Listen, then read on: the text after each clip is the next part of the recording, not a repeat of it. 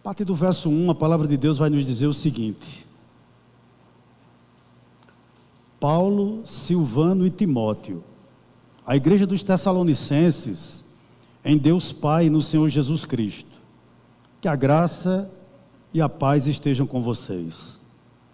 Sempre damos graças a Deus por todos vocês, fazendo menção de vocês em nossas orações, e sem cessar, lembrando-nos diante do nosso Deus e Pai, da operosidade da fé que vocês têm, da dedicação do amor de vocês e da firmeza da esperança que tem em nosso Senhor Jesus Cristo.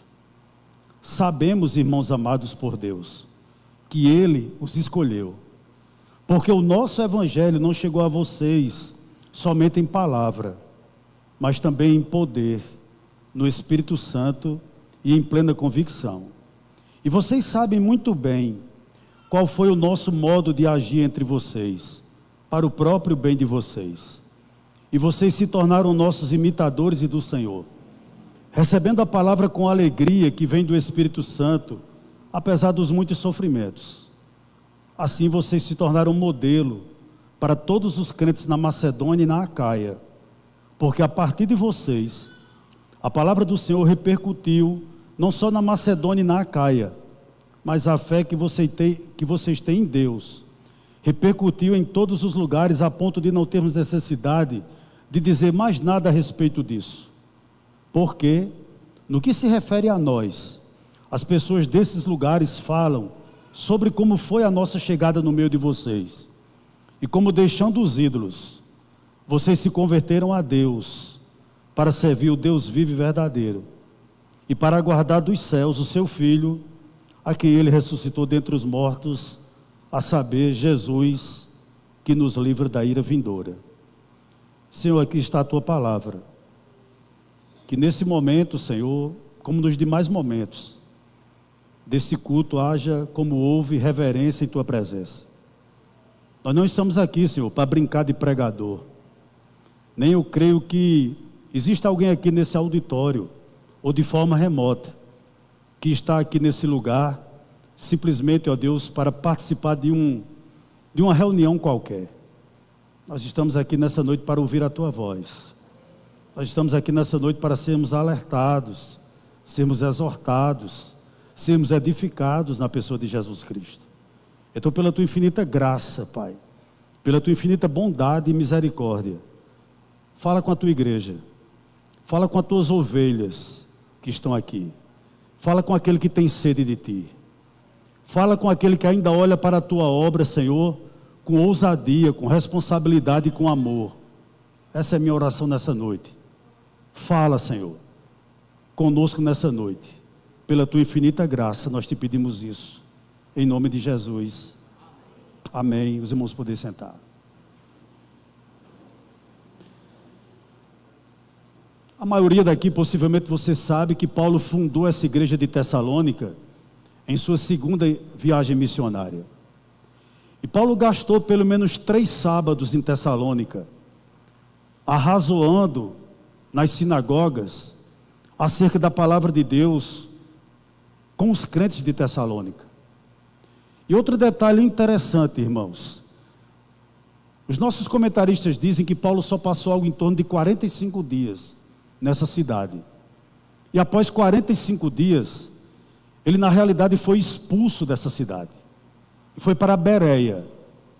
Mas apenas 45 dias que Paulo teve nessa cidade, isso me chama muito a atenção, foi necessário, ou foi suficiente, a palavra melhor é essa, para que ele criasse, produzisse uma igreja missionária. Às vezes nós passamos 40 anos dentro da igreja e não pregamos para ninguém. Em 45 dias apenas, a igreja de Tessalônica conseguiu ser uma igreja que se despertou para missões. Essa é uma grande realidade. Você talvez veja em alguns lugares, talvez não, com certeza você veja em alguns prédios, inclusive nesse nosso, igreja tal, igreja tal. Na própria etimologia da palavra igreja, está implícito uma coisa: só tem sentido nós sermos igreja se nós formos missionária. Se uma igreja não é missionária, ela deveria fechar as suas portas. Porque o que significa igreja? É a assembleia, é a reunião daqueles que se unem, me desculpe a redundância, para saírem para fora. Então, se você é uma pessoa apaixonada por cadeira, que não prega para ninguém, você ainda não é igreja. Você é campo missionário que precisa ser alcançado pela igreja. Porque não existe crente que não evangeliza. E nós vamos ver isso à luz desse texto de 1 Tessalônica e 1 Tessalonicenses. Eu chamo a sua atenção inicial para o verso 1 e para o verso 2. A palavra do Senhor nos diz assim: Paulo, Silvano, que é Silas, e Timóteo, a igreja dos Tessalonicenses, em Deus Pai e no Senhor Jesus Cristo. Que a graça e a paz estejam com vocês. Sempre damos graças a Deus por todos vocês, fazendo menção de vocês em nossas orações, e sem cessar. Vamos parar um pouquinho aqui. Verso 1 e verso 2. Irmãos, claro que essa é uma epístola emitida por Paulo. E por uma questão de educação, Paulo inclui seus companheiros de viagem como remetente dessa carta. Mas a pena era de Paulo, né? A revelação Deus deu a ele, a iluminação Deus deu a ele, para que ele pudesse escrever essa carta, há algo em torno de 2000 anos atrás, um pouco mais. Mas ele coloca também Silvano ou Silas e Timóteo na saudação dessa carta. E o verso 2 começa a nos chamar a atenção pelo seguinte: ele diz: nós sempre damos graças a Deus por todos vocês. E já fica claro, irmãos, algo aqui que nós devemos considerar. O quê? Fica claro que de forma coletiva, tanto Paulo, quanto Silas, quanto Timóteo, oravam pela igreja dos Tessalonicenses. Mas eles oravam como? Eles não oravam simplesmente pedindo alguma coisa à igreja, o que é lícito para a igreja. Eles não oravam apresentando os problemas da igreja, o que é lícito fazer. Ele não orava, irmãos, dizendo quais as dificuldades da igreja, o que é lícito fazer. Mas ele começa a carta dizendo que oravam a Deus, agradecendo a Deus pelo que Deus já havia feito no meio daquela igreja, no seio daquela igreja. Paulo destacava uma coisa que às vezes a gente despreza: a notória ação do Espírito Santo naquela comunidade tão nova, tão recente, há pouco tempo fundada. Paulo vê o Espírito Santo agindo no meio daquela igreja, e ele agradece a Deus pela ação divina, através da terceira pessoa da Trindade, no seio daquela igreja. E aqui, irmãos, já cabe uma pergunta para nós: qual foi a última vez que você agradeceu a Deus pelo que Deus já tem feito na sua vida? Lembre-se quem você era. Lembre-se o que Deus lhe tornou. Lembre-se de quantas coisas Deus lhe livrou. Lembre-se de como é seu coração hoje. Lembre-se que se não fosse o Espírito Santo, onde você estaria agora, nesse exato momento? Será que nós temos agradecido pela igreja que temos? Será que nós temos agradecido pela família que nós temos? O que Deus tem realizado em nossa família? Ou nós temos esquecido disso? E Paulo, irmãos, está nos ensinando exatamente isso: a termos um coração grato, a termos um coração agradecido por aquilo que Deus está fazendo e já fez na vida de cada um de nós. E perceba outra coisa interessante, que Paulo, ele agradece não pelos mais íntimos. Paulo não agradece pelos mais chegados. Paulo não agradece por aqueles que ele possivelmente achava ovelhas mais fáceis. Não, ele agradece por todos, né? Por todos. O que é que eu aprendo, queridos?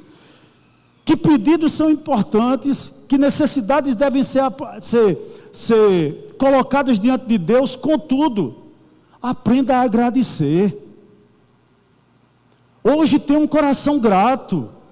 Nós precisamos agradecer, irmãos. Talvez você esteja aqui e você diga, mas pastor, eu ganho tão pouco no meu salário, no meu emprego, perdão. Eu gostaria que você olhasse com outros olhos. Olha a quantidade de pessoas desempregadas que nós temos no nosso país. Olha a quantidade de pessoas que não têm um teto para morar. Olha a quantidade de pessoas que daria tudo para ter a família que você tem. E você ainda não consegue agradecer, agradeça. Tenha um coração grato, irmãos. Que bom seria que nós saíssemos hoje aqui à noite com um coração mais agradecido, mais grato ao que Deus tem feito e está fazendo na nossa vida. Amém? Mas há outro ensinamento aqui nesses 2 versos iniciais. Eu aprendo uma coisa aqui tranquilamente. Qual? Você não terá êxito em oração se você não guarda o seu coração.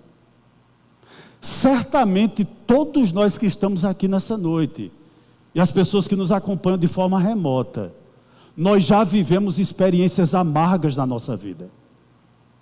Talvez você chegou aqui e há lugares que você evita, porque você teve uma adversidade tão grande, você viveu uma experiência tão dolorosa, que possivelmente existem lugares que você não quer ir, que você evita de ir. E há também pessoas ou lugares que lhe magoaram de uma forma tão profunda, mas tão profunda, que você evita essas pessoas. Eu não sei se essa é a sua experiência, talvez seja, mas essa também era a experiência de Paulo. Certamente sim. Então, você evita esse lugar? Existe essa pessoa que traz a você más recordações? Lá no livro de Atos, capítulo 17, do verso 5 ao verso 10, se você ler em sua casa, você vai perceber o que aconteceu com Paulo. Muita gente se converteu. Muita gente se converteu em Tessalônica através da pregação dele. Mulheres piedosas, pessoas de alta posição, judeus, gregos. Mas apesar disso acontecer, ele teve que sair à noite para a Bereia, para que ele não fosse morto, ou até mesmo apedrejado, ou quem sabe, irmão, surrado em Tessalônica. Ele teve que sair fugido dali. Com certeza Tessalônica, a cidade de Tessalônica, proporcionou na vida de Paulo uma experiência dolorosa. Contudo, aprenda uma coisa aqui: Paulo não deixou que o coração dele azedasse.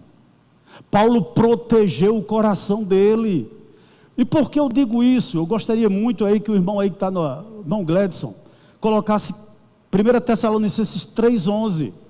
Eu afirmo isso, que Paulo não deixou o coração se azedar com base nesse verso. Olha o que ele diz, escrevendo aos Tessalonicenses ainda, no capítulo 3, verso 11, que o próprio Deus, o nosso Pai Jesus, o nosso Senhor, prepare o nosso caminho para podermos ir visitar vocês. Paulo gostaria de retornar àquela cidade.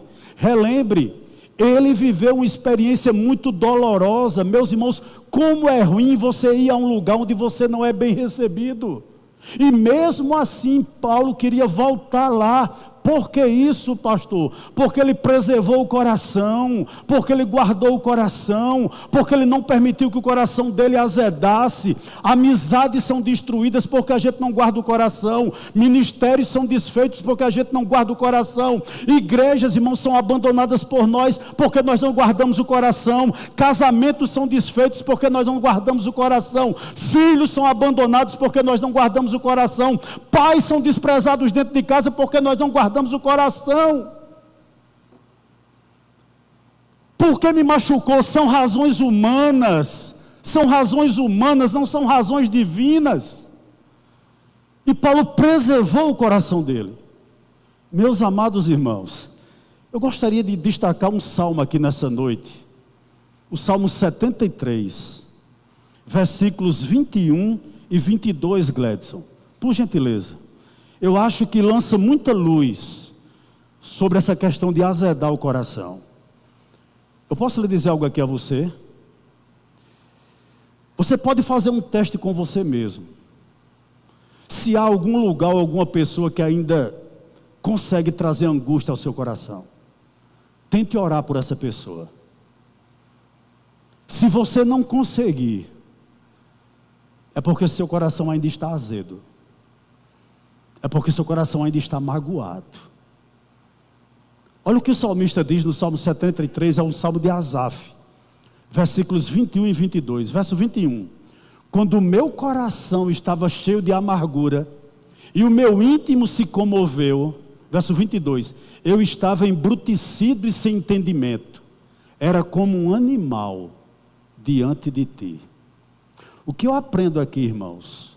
Quando o ego, quando a angústia, quando o ciúme, quando a discórdia, quando a falta de perdão assume o controle sobre nós, o nosso coração passa a governar a nossa cabeça. E como isso é difícil, porque nós passamos a ser governados por emoções e sentimentos, e não pelo entendimento. E normalmente quando isso acontece, nós deixamos de agir no espírito, e nós passamos a agir na carne. Passamos a agir na carne. Paulo guardou o coração, sabe? E ele conseguiu orar por todos os tessalonicenses, sem cessar.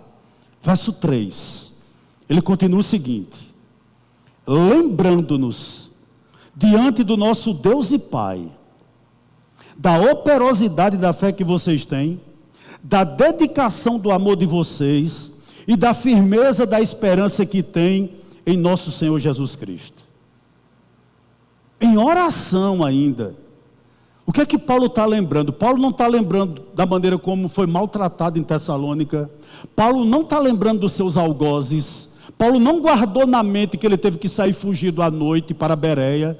Não, ele se lembrou dos benefícios redentores que o Espírito Santo conferiu àquela igreja, deu àquela igreja. Isso é motivo de alegria para Paulo. Isso deve ser motivo de alegria para nós. O que Deus tem feito no nosso meio, o que Deus tem feito na nossa casa, o que Deus tem feito no teu coração, meu irmão, isso é motivo de alegria. E Paulo está relembrando aqui os benefícios redentores que foram conferidos àquela igreja.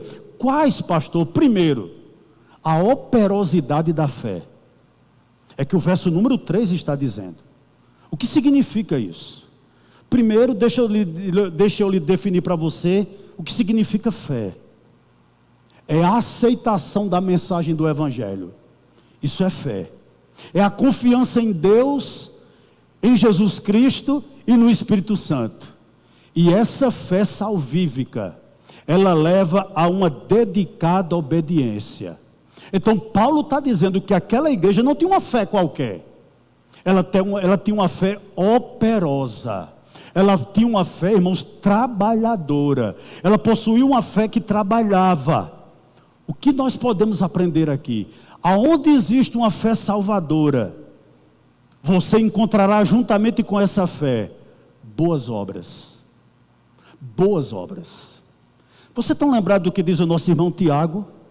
O nosso irmão Tiago, no capítulo 2 da sua carta, verso 17, ele diz o seguinte: assim também a fé, se não tiver obras, por si só está morta.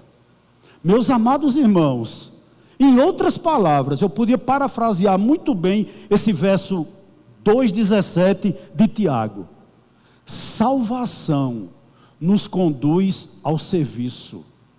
Quem é salvo trabalha na obra de Deus. Quem é salvo produz alguma coisa na obra de Deus. É isso que esse texto está dizendo aqui. Quer alguns exemplos bíblicos? Você consegue ver uma fé salvífica na vida daqueles 4 homens que levaram um paralítico, abriram um buraco no telhado, colocaram aquele paralítico diante de Jesus. Era uma fé salvadora, que consegue levar pessoas até Cristo. Você consegue ver isso, por exemplo, em Dorcas, que eu já preguei sobre ela aqui nessa igreja. Atos capítulo 9. Alguém que se envolve com as coisas da igreja. De todos os personagens de Atos, irmãos, Dorcas é uma que me chama a atenção. Porque ao contrário de muita gente, Dorcas não fica cavacando problema na igreja para sair comentando nas esquinas. Dorcas quer ser solução. Dorcas quer ajudar. Dorcas quer dar as mãos.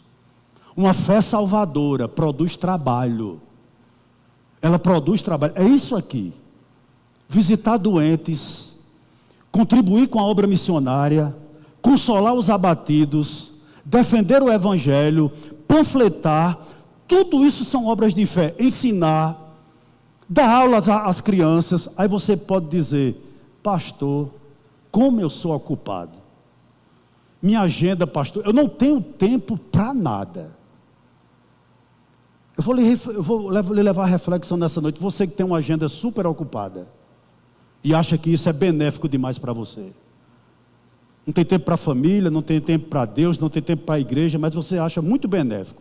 Mesmo assim, se você é uma pessoa que foi salva por Jesus Cristo, eu lhe faço uma pergunta: você não convive com ninguém? No seu trabalho, você trabalha como uma ilha? Você não é vizinho de ninguém? Você não tem rede social? O que eu estou querendo dizer a você? Em 24 horas do dia, não sobra 5 minutos para você compartilhar a verdade com um perdido? Que está trabalhando com você, que está estudando com você, que é vizinho seu? Meu irmão, eu não acredito. Então, quem é salvo compartilha a fé evangélica. Quem é salvo tem uma fé operosa, tem uma fé que trabalha, tem uma fé que se envolve. Essa é uma verdade inegável à luz desse texto. Mas o segundo ato, a segunda coisa, o benefício, melhor dizendo, redentivo, que Paulo vê nessa igreja missionária, é a abnegação do amor de vocês. Pode prestar atenção no verso de número 3. A operosidade da fé que vocês têm e a dedicação do amor de vocês. Pare um pouquinho aqui. O que significa abnegação de amor? Vou dizer para você. Trabalho exaustivo para amar. Meus queridos irmãos, gaste, como diz o pastor Jamerson, eu não queria nem gastar, porque eu já estou com 57 anos, não queria gastar não, mas gaste 5 segundos da sua vida para pensar sobre isso que eu vou lhe propor aqui nessa noite. Qual é a pessoa mais difícil de você amar? Você já desistiu de fazer isso? Claro que aqui no contexto a abnegação do amor leva ao evangelismo.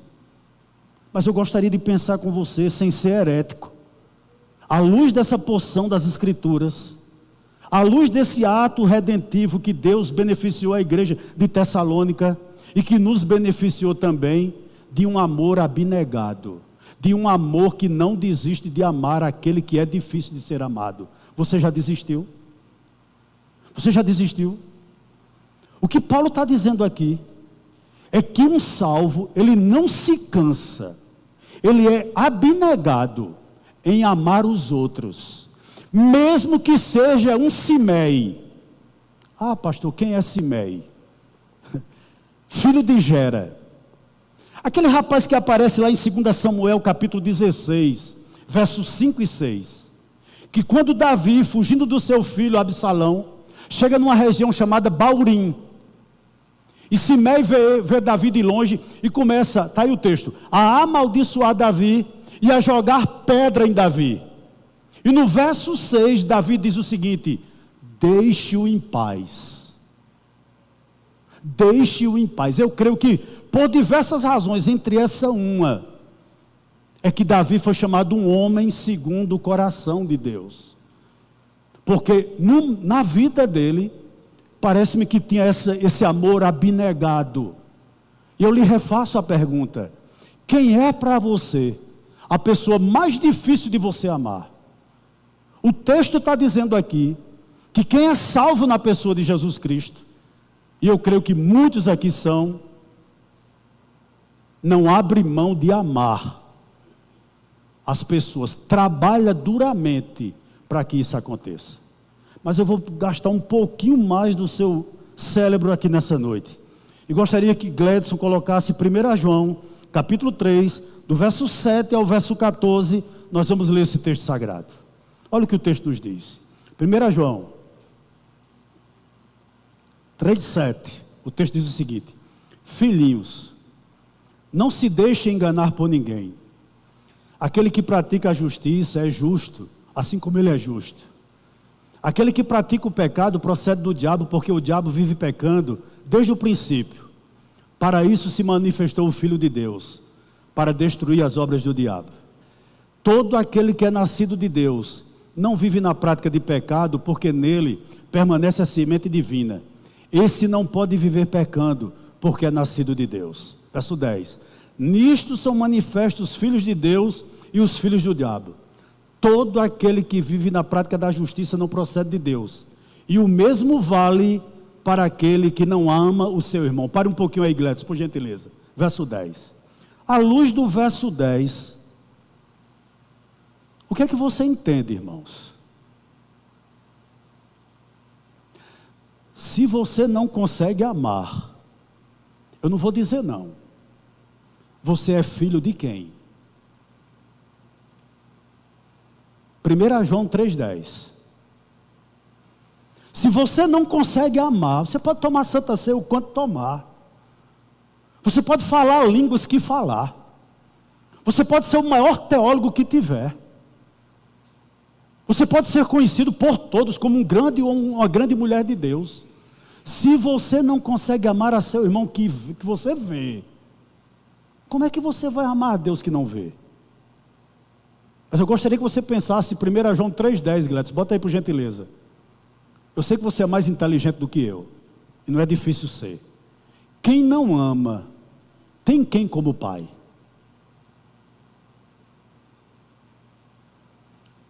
Vamos adiante ainda no texto, verso 11, Gledson, por gentileza. O verso 11 diz: porque a mensagem que vocês ouviram desde o princípio é esta, que nos amemos uns aos outros. Não sejamos como Caim, que era do maligno e matou o seu irmão. E por que o matou? Porque as suas obras eram más, e as de seu irmão eram justas. Verso 13. Irmãos, não se admire se o mundo odeia vocês. Para terminar, verso 14. Nós sabemos que já passamos da morte para a vida, porque amamos os irmãos. Quem não ama, permanece aonde? Na morte. À luz desse texto aqui, sair das trevas para a luz é evidenciado pelo quê? Pelo amor que nós desprendemos uns pelos outros. Ponto final. Ponto final. Não tenho mais o que dizer com relação a isso aqui. Uma pessoa que é salva, uma igreja que tem pessoas salvas, ela ama o perdido, é verdade, mas elas se amam entre si. E se isso não acontece no seu coração, reveja a sua conversão. Mas aí, ainda no verso 3, ele destaca agora o terceiro benefício redentivo que o Espírito Santo derramou sobre essa igreja. Vá lá para o verso 3, por gentileza, irmãos. A dedicação do amor de vocês e a firmeza da esperança que tem em nosso Senhor Jesus Cristo. Sabe o que me chama a atenção nessa igreja dos Tessalonicenses? Eles tinham os pés no chão, a ponto de trabalhar enquanto era dia, mas eles também tinham os olhos no céu, na iminência da volta de Cristo. Existia naquela igreja uma esperança, mas uma esperança viva, acerca da pessoa bendita do nosso Senhor Jesus Cristo. Meus irmãos, posso lhe fazer uma pergunta? Você tem esperança? Diante talvez da grande dificuldade que você tenha passado, você tem esperança de que esse quadro irá mudar? E que se não mudar aqui, ele vai mudar na glória? Essa era a esperança dos Tessalonicenses. Essa era a esperança dessa igreja que era salva. Eu gostaria de dizer algo aqui a você: nós não chegamos em casa, irmãos. Nós estamos rumo à nossa casa. A nossa casa não é aqui. Não construa castelos aqui. Não construa sonhos aqui. Nós ainda não chegamos em casa. Embora você viva um mar revolto hoje, creia numa coisa: Deus está aqui, Deus está com você. Acalme-se, tenha esperança. Se Deus puder mudar e quiser mudar, Ele muda hoje. Se não, meu irmão, continue firme. Nenhum problema na sua vida é desculpa para você abandonar quem lhe salvou. Nenhum.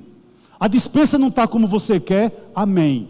Os filhos não estão da maneira como você quer, amém. O casamento não anda bem, amém. O Senhor continua reinando. O trono está ocupado. Ele está vendo tudo que passa comigo e com você. Acalma teu coração. Louvado seja o nome do Senhor. Como Deus é bom. Como Deus é bom. Verso 4. Oh, meu irmão. O que fazer com esse verso 4? Olha a certeza que Paulo tinha. Sabemos, irmãos amados por Deus, que o que, irmãos? Que Ele fez o quê? Que Ele os escolheu. Paulo olha para aquela igreja e vê irmãos que tinha uma fé operosa, um amor abnegado e uma esperança com alegria, com expectativa. Depois que ele vê isso na vida daqueles irmãos, ele diz uma coisa: eu só posso chegar a uma conclusão: Deus escolheu vocês. Deus escolheu vocês. Quando Paulo toma conhecimento disso tudo aqui, vocês foram eleitos por Deus. O que nós aprendemos aqui, irmãos? Eu conheço muitas pessoas que dizem: eu fui escolhido. Amém. Glória a Deus por isso. Agora, a eleição, ela precisa ser confirmada. Você crê, pastor, que um crente verdadeiro perde a salvação? Você pode ter sua opinião e eu respeito. Eu não creio. Nós não perdemos a salvação. Uma vez eleito, uma vez escolhido, o céu nos aguarda. Contudo, a eleição, ela precisa ser confirmada. Nenhum crente deveria ter genuína garantia da sua eleição sem evidenciar uma nova vida em Cristo. E eu vou lhe dar aqui 4 razões para que você entenda o que é eleição, entre outras que eu poderia citar. Primeiro, todo eleito é santo. Deus nos elegeu para a santidade. Base bíblica para isso, Efésios 1:4, você pode ler em casa. Segundo, todo eleito é obediente. 1 de Pedro, capítulo 1, verso 2. Deus nos elegeu, diz Pedro, para a obediência. Obediência o quê? A sua palavra. Terceiro, todo eleito tem fé. Atos 13:48. E por último, todo eleito tem como fim principal da vida dele a glória de Deus. Efésios 1, do 4 ao 6. Se isso acontece com você, e eu espero sinceramente do fundo do meu coração que isso esteja ocorrendo na sua vida, não há dúvida de que você foi eleito. Não há dúvidas. E Paulo olhava para aquela igreja e dizia: eu acredito que vocês foram escolhidos pelo Senhor. Verso 4, queridos. Verso 4. Aliás, verso 5, né? Verso 5. Olha o que ele diz aqui também. Porque o nosso evangelho não chegou a vocês somente em palavra, mas também em poder no Espírito Santo e em plena convicção. E vocês sabem muito bem qual foi o nosso modo de agir entre vocês, para o próprio bem de vocês. A pergunta a ser respondida, irmãos, com base nesse verso 5, é a seguinte: que impacto o evangelho causou na vida das pessoas convertidas lá em Tessalônica? Paulo diz que o evangelho chegou lá em palavra. O que é que eu entendo aqui? Houve lucidez na pregação. Atos 17, o verso 2 e 3 diz isso de forma clara. Por 3 oportunidades, Paulo ocupou o púlpito da sinagoga e tirava dúvida daqueles irmãos e pregavam para aqueles irmãos acerca de Jesus e acerca da ressurreição. Paulo pregou a verdade. Paulo falou a mente deles. Paulo tirou as dúvidas dele. Paulo chamou aquele povo ao entendimento. Sabe? Como? Usando sempre a Escritura. Paulo não pregou as suas ideias. Ele não pregou as suas filosofias. Ele não pregou de sua mente. Ele era escravo da mensagem. Ele apresentava a mensagem, né? Aquele povo. E interessante, irmãos, ele pregava de uma forma que as pessoas pudessem entender. E as dúvidas eram tiradas, não é verdade? Arrazoar significa isso. Alguém perguntava e Paulo respondia. E Paulo explanava o texto, que coisa maravilhosa. Então ele diz, o Evangelho chegou para vocês com entendimento. Mas infelizmente, ou felizmente, melhor dizendo, não basta só entendimento. Olha o que Paulo ainda diz no verso 5. Claro que entendimento é necessário, porque o nosso Evangelho não chegou a vocês somente em palavra, mas também em quê? Em poder no Espírito Santo e em plena convicção. O que significa isso? Aquele povo, irmãos, eles não só ouviram o som do Evangelho, mas eles se submeteram ao Evangelho. A gente vai falar daqui a pouquinho sobre isso. Um exemplo de como eles se submeteram a isso, ao Evangelho. O Evangelho não somente fez cócegas nos ouvidos deles, ou satisfez os seus caprichos, não meramente encheu a cabeça deles com ideias, né? E distraiu sua mente por um tempo. Não, irmãos. O Evangelho afetou-lhes o coração. Um poder divino acompanhava esse Evangelho, ao convencer aqueles homens, a sua consciência, e transformar as suas vidas. Alguém já disse o seguinte, eu não lembro quem: se sua religião não consegue transformar você para melhor, ela é inútil. Se o Evangelho não consegue nos transformar, irmãos, parece que a gente só ouviu. Mas Paulo disse aqui que lá houve uma dinamite. No original a palavra poder é isso. Houve uma dinamite de poder. Sabe? Houve uma manifestação do Espírito Santo, a ponto dessas pessoas terem as suas vidas transformadas. O que me chama a atenção aqui?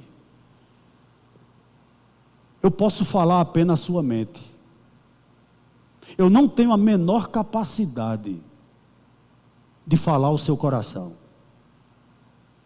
Só o Espírito Santo pode pegar uma mensagem como essa, e como as demais que foram aqui e são aqui explanadas, e fazer com que essa palavra vá para o seu coração e traga vida para você. Mediante tudo isso que está sendo explanado aqui nessa noite, talvez haja pelo menos um ponto que você precise mudar. Quem sabe, amar alguém. Eu não terei a mínima capacidade em fazer isso, mas o Espírito Santo pode hoje à noite, num derramar de poder aqui nesse lugar, lhe levar a pedir perdão àquela pessoa que você tem como sua inimiga ou inimigo. O Espírito Santo pode fazer isso, porque eu falo a mente, mas o Espírito Santo fala ao coração. É Ele exatamente que faz isso. Para Paulo aqui, a palavra, quando acompanhada pelo poder do Espírito Santo, ela gera vida. Ela gera vida. Oh, irmãos, hoje nós ouvimos belos sermões, mas às vezes falta vida. Não é verdade? Hoje, muitas vezes, há trovões, mas não existe chuva. Hoje, muitas vezes, há palavra, mas não existe demonstração do Espírito Santo. Vá para a parte B do verso 5, eu vou agregá-la ao verso 6. Olha o que diz a parte B do verso 5. Ele diz o seguinte: e vocês sabem muito bem qual foi o nosso modo de agir entre vocês, para o próprio bem de vocês. Perceba uma coisa aqui: tanto Paulo, quanto Silas, quanto Timóteo, não foram a Tessalônica fazer do Evangelho um produto a ser adquirido. Paulo não foi lá vender uma mercadoria. Ele não fez do púlpito um balcão de negócios, como a gente vê muito comum hoje nos nossos dias. O evangelho não era um produto para Paulo. O púlpito não era um balcão de negócios, não. Nem os crentes de Tessalônica, seus clientes, a serem extorquidos até o último centavo. Definitivamente não. Paulo se comportou irmãos, como um regenerado, tanto ele quanto Silas, quanto o próprio Timóteo. A liderança da igreja de Tessalônica era constituída inicialmente, e sempre, creio eu, por pessoas honestas, por pessoas dignas, meu irmão. Vocês viram o meu procedimento no meio de vocês, como eu me comportei com vocês, qual era o meu procedimento no meio de vocês. É isso que Paulo está dizendo.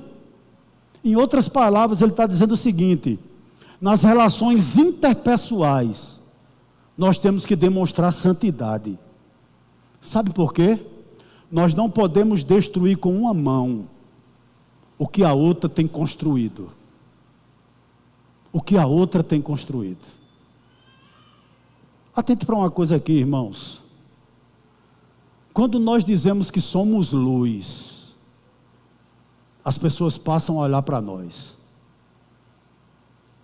Você é cristão, você vai ser vigiado não por mim, você vai ser vigiado por todos, nos seus negócios.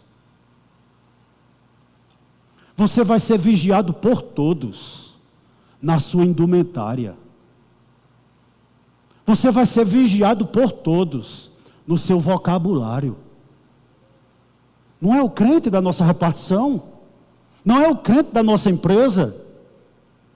Não precisa ter título de pastor, basta dizer-se cristão. E Paulo está dizendo: vocês viram o meu comportamento no meio de vocês, como eu me portei diante de vocês, né? É isso que ele está dizendo aqui.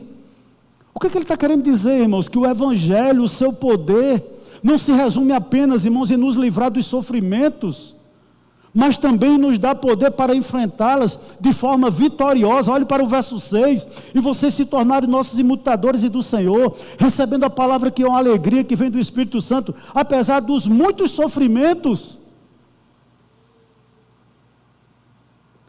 Eu posso levar você a raciocinar nessa noite? Se seus filhos imitarem você, ele vai estar imitando um homem de Deus? Se seus filhos imitarem você, ele vai estar imitando uma mulher de Deus?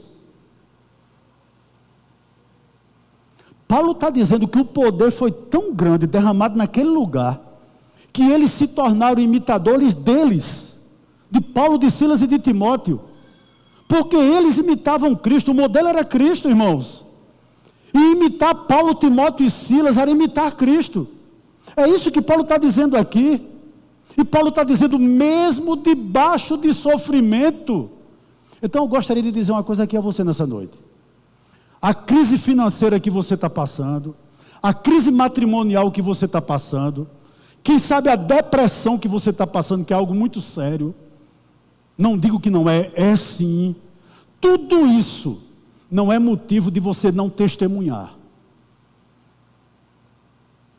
Talvez Deus esteja dizendo para você nessa noite o seguinte: a minha graça te basta, porque o meu poder se aperfeiçoa na tua fraqueza. Isso é suficiente. Isso é suficiente. Verso 7 e verso 8. Assim, vocês se tornaram modelo para todos os crentes na Macedônia e na Acaia, porque a partir de vocês, a palavra do Senhor repercutiu, não só na Macedônia e na Acaia, mas a fé que você tem em Deus repercutiu em todos os lugares, a ponto de não termos necessidade de dizer mais nada a respeito disso. A Macedônia era o norte da Grécia, né? Da qual Tessalônica era a capital. A Acaia era o sul da Grécia. O que é que Paulo está dizendo aqui?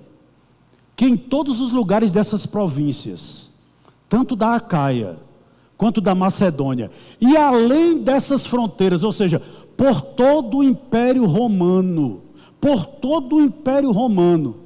as pessoas ouviam dizer do testemunho e da fé da igreja de Tessalônica. Em todos os lugares se ouvia isso. Aí eu lhe faço uma pergunta: eles imitavam quem? Eles se tornavam modelo de quem?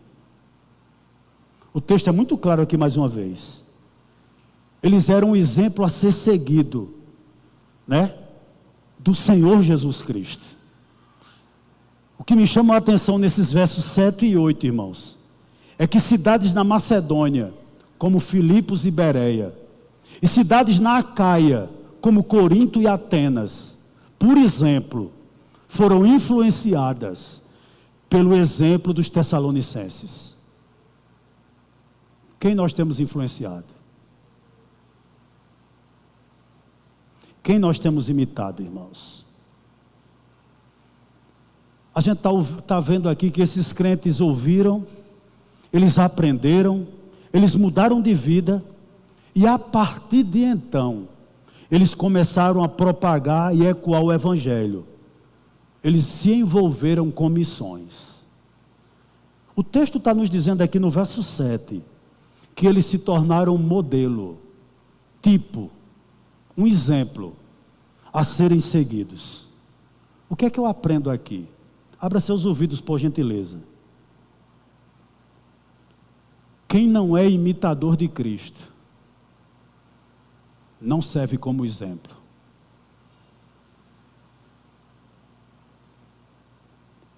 Eu sei que nós não podemos imitar Cristo em todos os aspectos. Por exemplo, como Salvador. Mas nós, todos nós que estamos aqui, nós temos um modelo a seguir. E esse modelo é Cristo. Eu tenho um livro que eu li há muitos anos atrás. O título diz mais ou menos o seguinte: o que Jesus faria no seu lugar?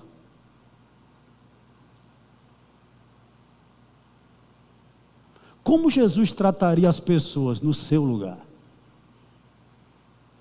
Como seriam os negócios de Jesus no seu lugar? Como seria o linguajar de Jesus no seu lugar?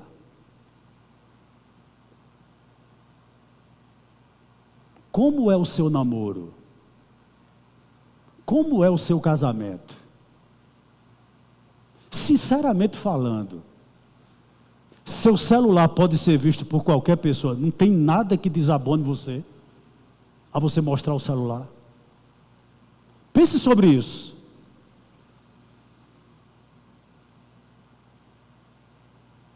Versículo 9. Vamos ler? Estou já terminando.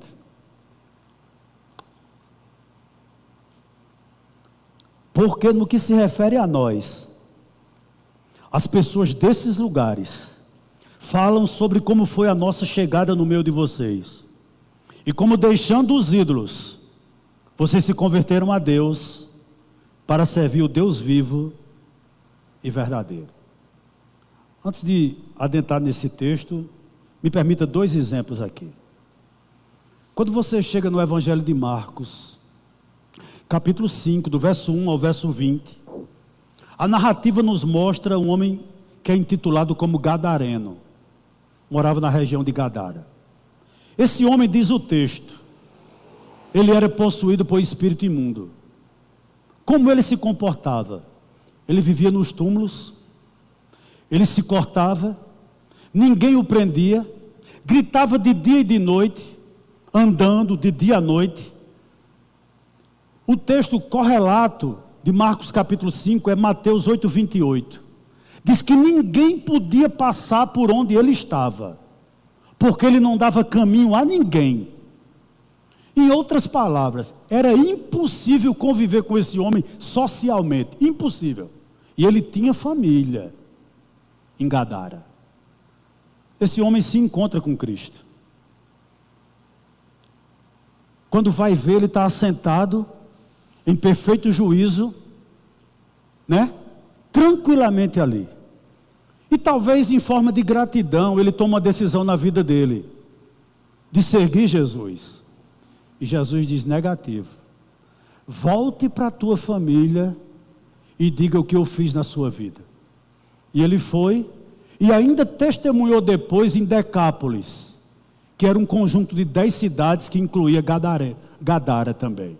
O que é que eu aprendo aqui? A partir do momento em que aquele homem se converteu, ele tornou-se alguém sociável. Era possível conviver com ele. Era de novo, se é que eu posso dizer de novo, talvez pela primeira vez, quem sabe, possível conversar com ele, abraçá-lo, beijá-lo, né, a família. Era possível de novo tomar uma refeição junta com ele, porque ele se converteu. O que é que eu aprendo aqui? Quem se converte torna-se uma pessoa de fácil acesso. É bom conviver com uma pessoa convertida. Segundo exemplo aqui, Jesus chega em Jericó. E em Jericó ele encontra um coletor de impostos chamado Zaqueu. Você conhece o texto. Todo mundo sabe que Zaqueu era desonesto. Encontrou-se com Jesus, teve a vida mudada. Ele disse: Senhor, se eu defraudei alguém, eu quero restituir 4 vezes mais. Ninguém em Jericó queria negócio com Zaqueu, porque fazer negócio com Zaqueu era ser roubado. A partir do momento em que Zaqueu se encontra com Cristo, ele tem a sua vida mudada, e ele se torna uma nova pessoa. Aconteceu com o gadareno, aconteceu com Zaqueu, aconteceu com inúmeras pessoas da Bíblia, personagens bíblicos. Eu espero que tenha acontecido com você. Aconteceu com os Tessalonicenses aqui. Houve conversão. Conversão, como diz o verso 9, a tal ponto deles abandonarem os ídolos. Leia-se, eles adoravam um Deus chamado Zeus, em um monte Olimpo que ficava a 80 quilômetros de Tessalônica.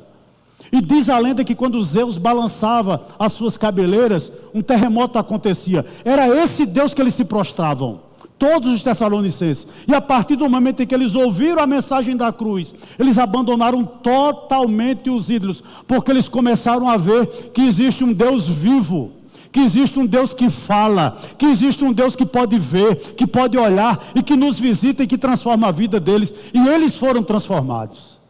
Ô meu irmão, olhe para o verso 9, porque no que se refere a nós, as pessoas desses lugares falam sobre como foi a nossa chegada no meio de vocês e como, deixando os ídolos, vocês se converteram a Deus para servir o Deus vivo e verdadeiro. Parar um pouquinho aqui.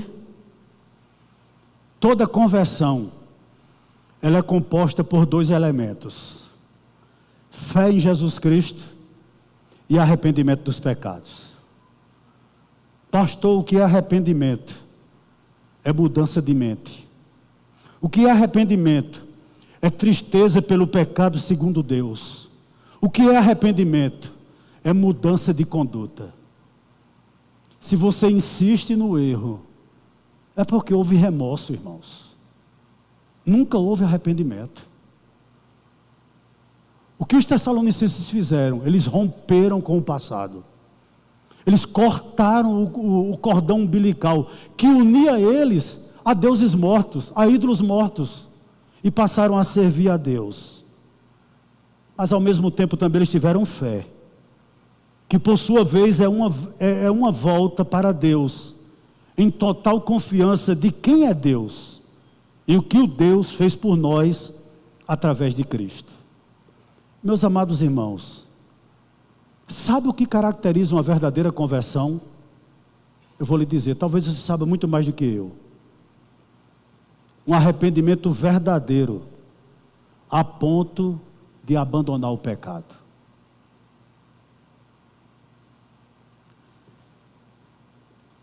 Você está disposto, quem sabe, a sair daqui nessa noite, ou você que está me acompanhando de forma remota, a abandonar o pecado? Aquele que tenazmente lhe assedia? Segundo, o que caracteriza uma verdadeira conversão? Fé genuína, que nos leva a servir ao Deus único e verdadeiro, tendo confiança plena nele, e no que Ele fez por nós através de Jesus Cristo. A pergunta que não quer calar nessa noite é essa: nós já abandonamos a velha vida? Nós já nos revestimos do novo homem? Eu espero que sim. Vamos concluir? Verso de número 10. O texto sagrado diz assim: e para aguardar dos céus o seu Filho, a quem Ele ressuscitou dentre os mortos, a saber, Jesus, que nos livra da ira vindoura. Irmãos, eu cheguei essa semana na casa, a semana faz uns 15 dias, em uma casa lotérica, sabe?